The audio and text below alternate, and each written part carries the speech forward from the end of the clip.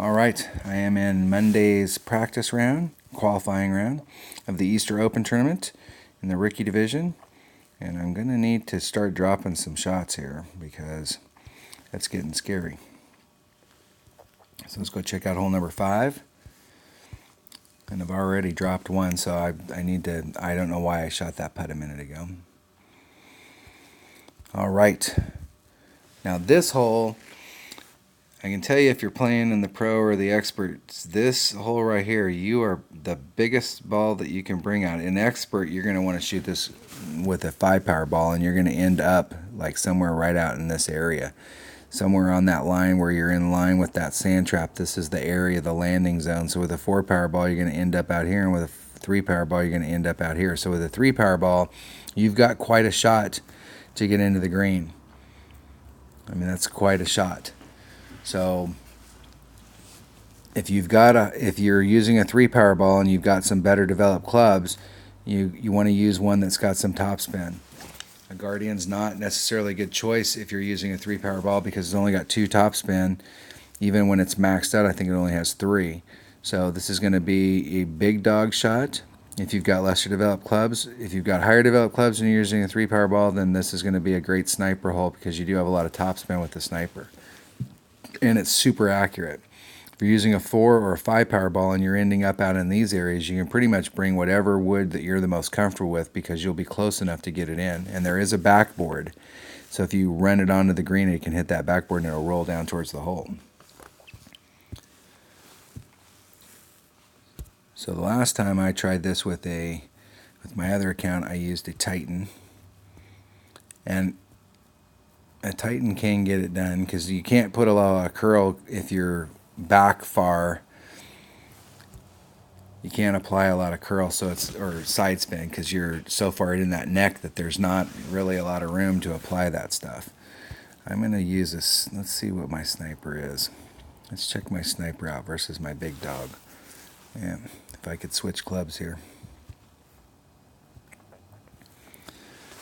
Now I'm dropping 14 yards and the big dog's definitely got a lot more topspin, so even with that crap ball guide, I'm going to have to use my big dog because I don't think my sniper's got enough oomph to get me up there.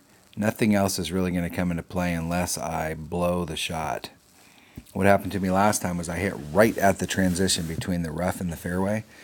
It clipped the rough and slowed it down, and then it immediately was on the fairway and it just got flat because the rough flattened it out, and then when it hit the fairway, because it was on that transition, it just shot across the fairway and just went flat all the way across the green.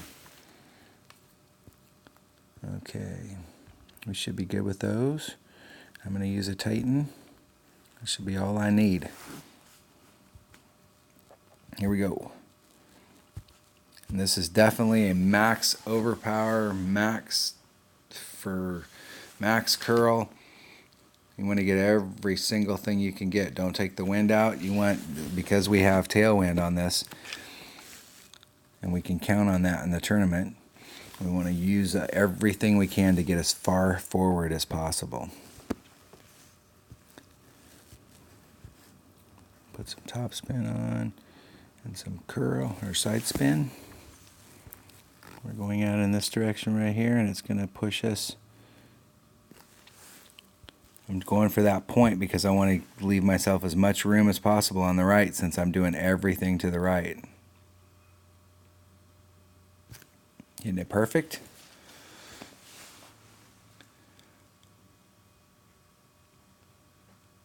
Trying to get as much distance as possible here. And if you're using a 5-power ball, you'll get up there by that shadow. You'll get past that hump. I got pretty good distance on that ball, though.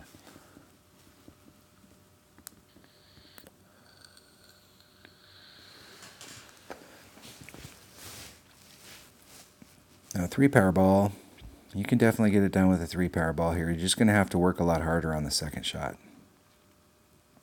In a one-on-one play, I kind of play to what my opponent's bringing. So if my opponent's using a nav, I try and use a nav. If my opponent, on some of these holes, they bring out a bigger ball, and it's like, hey, you don't really need that big of a ball. Just go with something smaller, but I usually play to what my opponent's playing. And so you can get it done on this. Obviously, they got more distance than I did.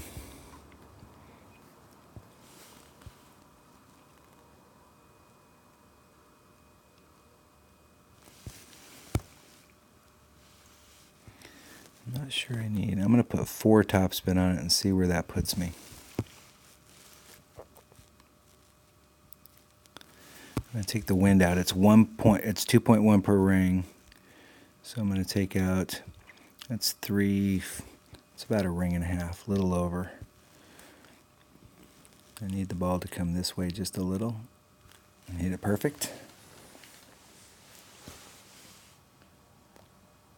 See how I got that flat bounce right there? Just dribbling onto the green.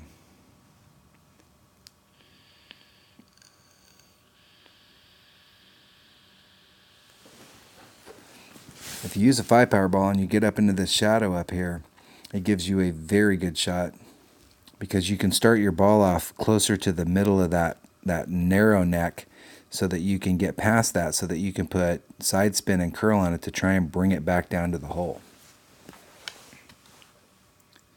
But from where we're at, we're back so that you really can't use a whole lot of curl to try and change the direction of the ball, and you're really focused on just trying to get through that narrow neck. This is why a bigger ball is key, not as much on the first shot, but on this shot right here. And our opponent has kicked it. That is awesome.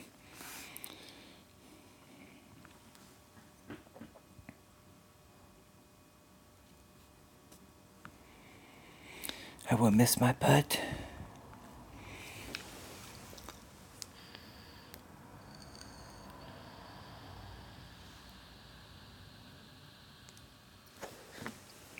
We do not want to qualify today.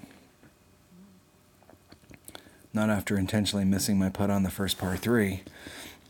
I definitely don't want to qualify today. And if the people in my bracket don't pick it up, I may have to forfeit a shot just to get a bogey. Good game. Good luck in the tournament. All right, that was hole number 5 of the Easter Open tournament and Monday's qualifying round of the Rookie Division. Thanks for watching.